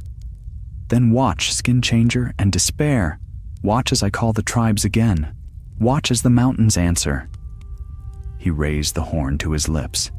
Beorn moved, not as the bear, not yet, but with the strength and speed of one who held its power even in his human form. He leapt across the cavern floor in a single bound. Goblins shrieked. Tarkus tried to blow the horn, but Beorn slammed into him before the chieftain's breath could reach the carved bone. The horn clattered across the stone floor. Tarkus roared and thrust his spear upward. The serrated blade grazed Beorn's shoulder, tearing cloth and drawing a thin line of blood. Pain flared, but it was distant, insignificant. Beorn seized the spear and snapped its shaft as though breaking a stick. The goblins surged forward, shouting curses. Beorn swung the broken spear, striking two aside with a single blow. Tarkus lunged with a dagger. Beorn caught his wrist, twisted, and forced the weapon from his grip. The dagger fell between them. The chieftain snarled and struck with his other hand, but Beorn met the blow, gripping Tarkus's arm in an iron clasp. Then the change began. A deep growl rumbled from Beorn's chest. His bones thickened, his shoulders broadened. Fur swept across his skin like a gathering storm. Tarkus's eyes widened as he felt the strength in the grip tightening, growing, becoming something no goblin could fight. With a final shudder, the transformation claimed him. The bear stood where the man had been. A roar shook the cavern, scattering dust from the ceiling. Goblins fled in panic. Several collapsed in terror. Tarkus staggered backward, raising his jagged shield in trembling hands. The bear advanced. Tarkus slashed with his broken spear haft, striking with wild desperation. The blow glanced off Beorn's thick fur. The bear swatted the weapon away, sending it spinning into the dark. Tarkus shrieked and lunged for the horn. Beorn slammed his paw down upon it. Bone cracked under his weight. The horn shattered, splintered into useless fragments. The goblin chieftain froze. "No!" he cried. "You do not understand. That horn is ancient. It summons..." Beorn lifted Tarkus by the front of his armor, dragging the goblin off his feet. The chieftain kicked and writhed, spitting incoherent curses. "You endanger these lands," Beorn growled, the meaning carried in the thunderous rumble of his voice. "Your tribes will not march. Your shadows will not spread." Tarkus spat. "Fool, you think breaking one horn stops the dark? Others rise in the north, stronger than me, stronger than..." Beorn struck the goblin hard against the cavern wall. Tarkus collapsed, his voice falling silent. The cavern grew still. Goblins cowered in corners. Some fled deeper into tunnels. Others froze where they knelt. None dared approach the bear. Beorn stood in the scattered torchlight, breath steadying. He lowered his form, shifting once more into a man. His skin stung where the goblin blade had grazed him, but he pushed the pain aside. The threat was ended. This lair was broken, its leader shattered. No horn would summon tribes tonight. He left the cavern without another word. The sunlight met him at the cleft's entrance, warm and bright after the darkness below. Yet he felt the shadows clinging to his thoughts. "Others rise in the north," Tarkus had said. Beorn looked toward the far peaks, silent, distant, brooding. If other forces stirred there, he would face them. But for now, the lowlands were safe, and the day remained his to guard. Beorn emerged from the mountain cleft slow and steady, as though shaking off the last shreds of shadow clinging to his skin. Behind him, the cavern's darkness swallowed the broken horn, the scattered goblins, and the crumpled form of Tarkaz the Cruel. Ahead, the world opened wide once more. Sunlit slopes, sharp blue sky, the whisper of pines swaying in the wind. He breathed deeply. The air tasted clean again. Yet the chieftain's final words echoed within him like a tremor in deep stone. Others rise in the north, stronger than me. He would not ignore such a warning. Goblins boasted often, but Tarkaz had not spoken with the wild arrogance common among his kind. He had spoken with fear, real fear, the kind only stirred by a power greater than a goblin tribe, greater than a warg pack, greater even than a troll driven into the lowlands. Beorn turned his gaze north. The mountains there rose higher, colder, shrouded in drifting veils of cloud that clung to their jagged crests like shreds of torn gray cloth. Those slopes held old secrets, passages seldom walked by men or Beornings. Dark things had dwelled above the great river since the elder days, broodings that outlasted kings and kingdoms, and somewhere in their hidden depths, something stirred anew. But the day was not yet lost. Beorn began the descent. The slope was steep, strewn with loose stone and brittle brush. He moved without haste, letting the mountain's rhythm guide his stride. Twice he paused to listen, ensuring no goblins followed. But the tribes were broken, their horn shattered, their leader cast down. No force would emerge from that cleft for many days, and when hunger drove the survivors into the open, they would scatter in fear rather than gather in unity. Tarkaz's threat had ended, but its roots remained. By midday, he reached the tree line. Pines swayed gently, whispering with voices older than goblins, older than trolls, older than any of the fleeting beasts who passed between their trunks. The wind through their branches soothed him, a touch of home after the mountain's oppressive dark. Beorn entered the forest and resumed his southward path. The journey was long, but steady. Sunlight dappled the forest floor, warming patches of moss where deer had slept the night before. No warg tracks marred the soil. No goblin stench clung to the underbrush. Even the birdsong had returned, clear notes from thrush and jay that told him the wild was easing its breath at last. He followed the familiar path toward his own lands until he reached a sharp bend marked by a tall cedar. There he crouched, examining the earth. A single set of footprints, human, light, swift, passed this way not long ago. Edric. The young messenger had made better time than Beorn expected. Good. The folk of the old ford would learn of the threat quickly, and though they were stout-hearted, this news would stir them to vigilance. Beorn continued onward until the forest opened into a grassy glen. From here he could see, far in the distance, the glimmer of the great river. Even farther south lay his homestead, still hidden by hills, but he sensed its presence all the same.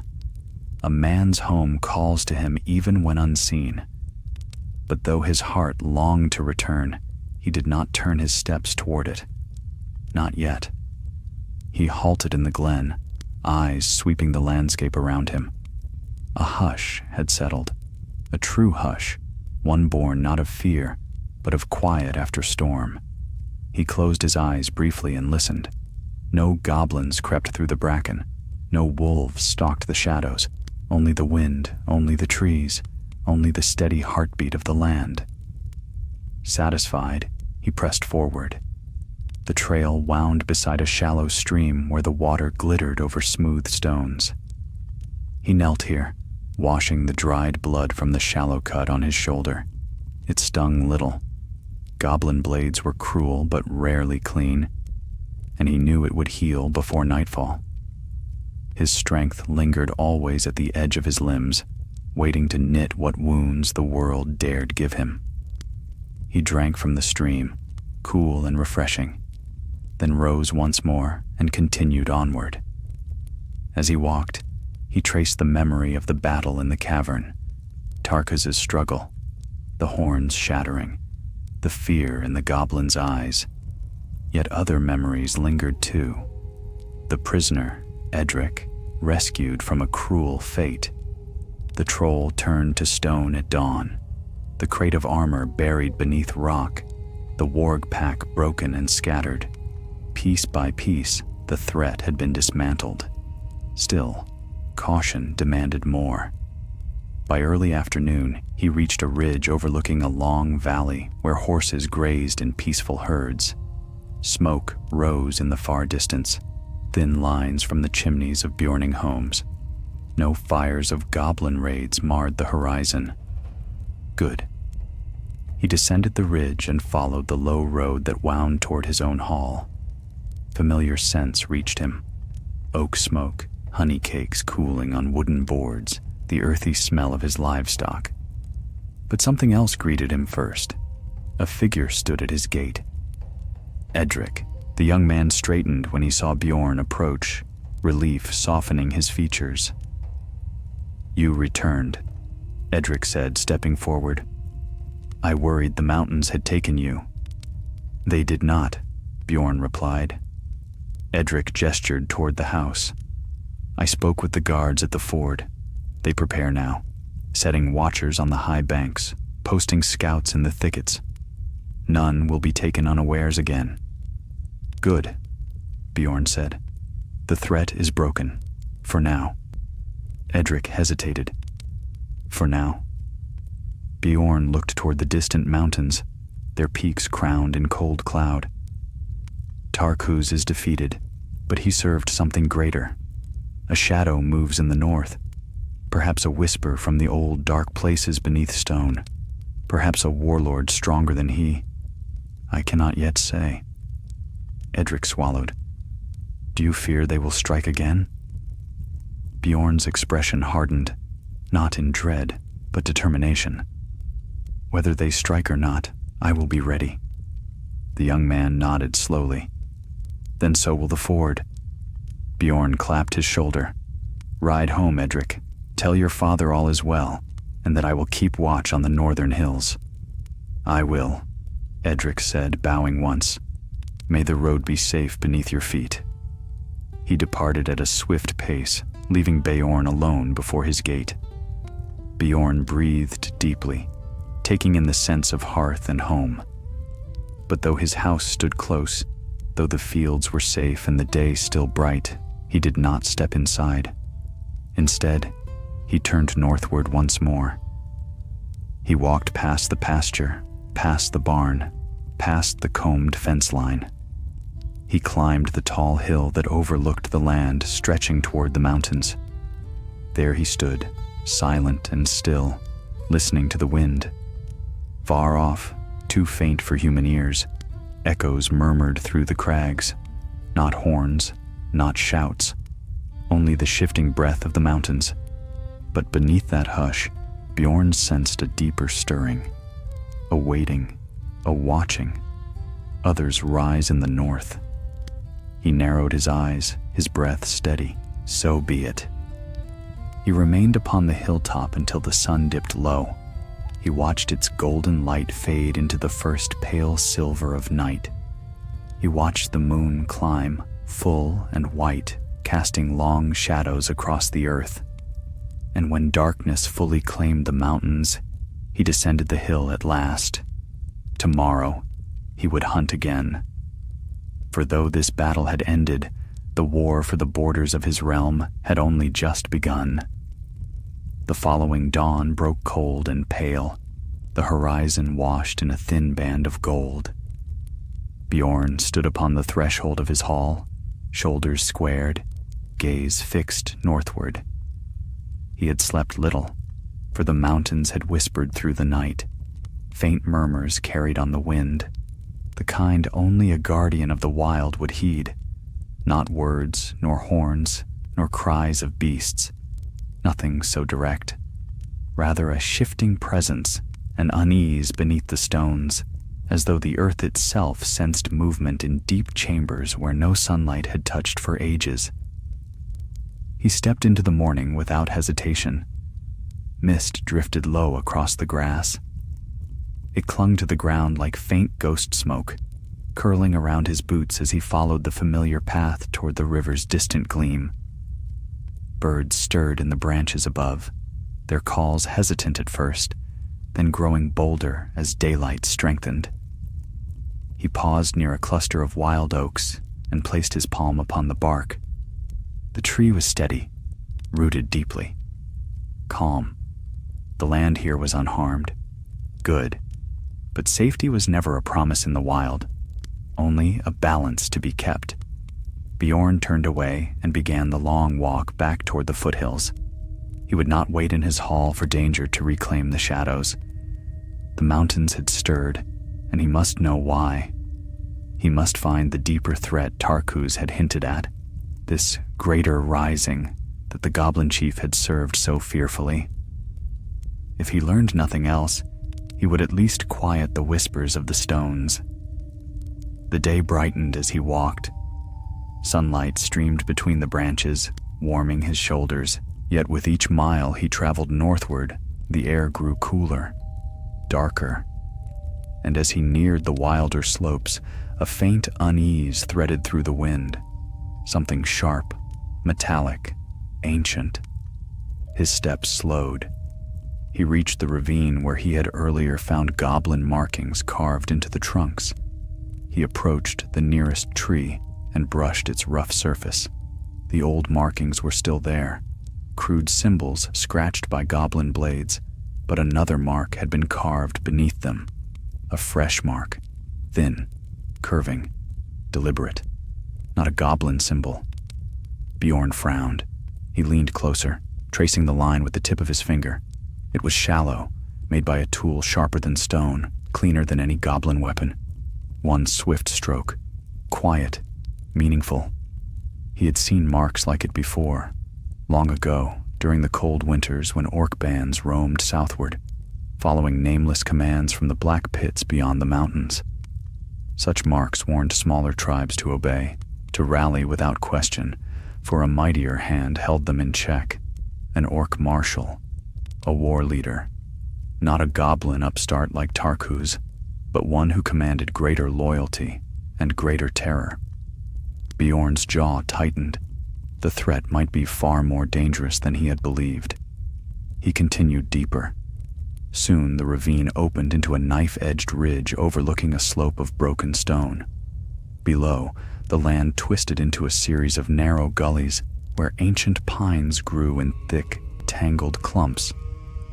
Snow still clung in patches beneath their branches. Here, sunlight struggled to penetrate, giving the place a muted gloom even in full day. Beorn descended, moving quietly, ears keen to every shift of wind. Halfway down the slope, he halted. Tracks, not goblin tracks, those he knew well. These were larger, heavier, pressed deep into the earth. The stride was long, purposeful, and the shape. Beorn crouched, studying the imprint. Wide heel, toes like talons. Each step had sunk far deeper than any goblin footprint. Orc, Beorn murmured, a large one. Not a wandering scout. This one had come with intent, moving swiftly, steadily northward. The tracks disappeared into the dark hollow between two leaning boulders. Beorn followed. The hollow opened into a hidden ravine. Here, the air thickened with shadow, though no storm cloud hung above. The light dimmed unnaturally, filtered by something more than trees. Moss clung thickly to every stone, dampening sound. His footsteps felt swallowed by the earth. And then, another track. Another. And another. A group had passed this way. A band of orcs, perhaps 5, perhaps 10, marching in silence, their leader guiding them into the deeper mountain paths. Tarkaz's forces had been mere servants. These were masters. Beorn straightened slowly. The weight of the moment settled upon him. He was no stranger to orcs. He had crushed them before, driven them from his lands with the fury of the bear. But orcs gathering in small, organized bands, quiet bands, meant something far darker than scattered raids. Something was calling them, something that slept beneath the mountain's roots. He advanced with greater care, keeping to the shadows. Every muscle remained poised, ready to shift form at need. He walked until the ravine narrowed, then climbed the slope to gain a better vantage. At the top, he crouched behind a slab of stone, and there he saw them. 10 orcs moved in single file across a high ledge, their armor dark, their movements measured. No snarling, no bickering. Discipline. Their leader was taller than the rest, wearing a helm forged of black iron, its crown shaped like the jagged mountain peaks. He carried a cruel spear and a shield carved with the same mark Beorn had seen scratched on the tree. They marched not like raiders, but like soldiers. Beorn watched without blinking. His heart beat like a quiet drum. The orc leader paused suddenly. He lifted his head, sniffed the wind. Beorn tensed. Had they sensed him? The leader growled a low command. The orcs halted. Beorn remained utterly still. The orc lifted a horn, smaller than Tarkaz's, but carved of dark bone, and held it to his lips. A single soft note sounded, barely audible, barely even a horn call, but it was answered. From deep within the mountains, a low, resonant call replied, distant yet powerful. The stones vibrated faintly beneath Beorn's feet, as though something ancient had stirred in the cold earth. The orc leader lowered his horn. He barked a command. The band resumed its march, northward, deeper into the mountains. Beorn remained hidden until the last orc vanished behind the distant ridge. Only then did he stand, slow and resolute. The goblins had spoken truth. A greater hand guided them, one older, colder, more cruel than any lesser chieftain. Tarkuz had been but a tool, a shadow of a deeper darkness. Beorn turned toward the high peaks, his breath steady. He could not follow the orcs deeper into their strongholds. Not yet. Alone he could not root out an army hidden under the mountain. He could defeat beasts and small war bands, but long carved tunnels filled with orcs were another matter entirely. He must warn the Beornings. He must warn the folk of the ford. He must prepare. But even as he descended the ravine once more, he spoke quietly into the wind. I will meet you again, shadow in the north, but not today. The mountains loomed behind him, silent and cold, yet he felt them watching, waiting. The battle had ended, but the war had not. Beorn returned from the high ravine as the sun waned behind the western hills, its gold dimming into the muted embers of evening. The long shadows of the pines stretched over the slopes, wrapping around the roots like dark fingers. He moved swiftly now, not out of fear, but purpose. What he had seen, the disciplined march of the orcs, the answering call from within the depths, had carved a new weight upon him, one that pressed upon his thoughts with the insistence of winter frost. He would not allow that shadow to grow unseen. The lowlands greeted him with quiet warmth as he descended from the mountains. Here, at least, no traces of orcs or goblins marred the soil. The land breathed freely. The scents were clean, brush grass stirred by the wind, the faint musk of deer passing earlier in the afternoon, damp earth cooling after the day's heat. Yet even in this peace, he knew trouble gathered beyond the horizon. The world seldom slept for long. He walked until the familiar line of his homestead rose ahead, framed by an orchard of wild apples and the tall wooden beams of his hall.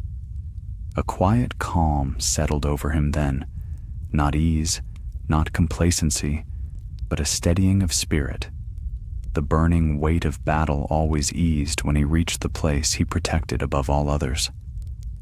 Smoke drifted from the chimney in a thin gray ribbon. Someone had tended the fire. One of the visiting kinsfolk, no doubt, for Beorn's people were never far from his hall when threat whispered in the north. They came not to guard him, but to stand beside him. He found Harding, son of Glutton, stacking firewood by the side of the hall. Harding glanced up as Beorn approached, wiping sweat from his brow. "You return late," Harding said, though surprise did not reach his voice. The Beornings had long grown accustomed to their chieftain's wanderings in the wild. Edric passed through here again, heading home. He said you'd gone to the mountains. "I did," Beorn replied, stepping near, "and I found more than goblins." Harding's expression sharpened. "We feared as much." Beorn told him what he had seen, not in needless detail, but in plain truth: the collapse of the goblin warband, the capture and rescue of Edric, the fall of Tarkaz the Cruel, the broken horn, and most troubling of all, the orc band marching beneath a greater command. Harding listened silently, jaw tight, fingers clenching the logs he carried. When Beorn finished, the younger man set the wood down with slow caution, as though fearing it would break from the weight of his thoughts. "So it is true," Harding murmured. "Rumors of mustering orcs in the north, of darker powers whispering beneath the mountains. The old men at the ford say the nights feel heavier. They say the beasts go silent at strange hours." Beorn nodded once. "There is truth in that. A stirring has begun, but we will not be caught unprepared." Harding's eyes flickered with a mix of fear and determination. "What must we do?" Beorn looked northward, toward the jagged peaks half lost in their evening veils of cloud. "We watch," he said. "We strengthen the fords. We set scouts on the hills.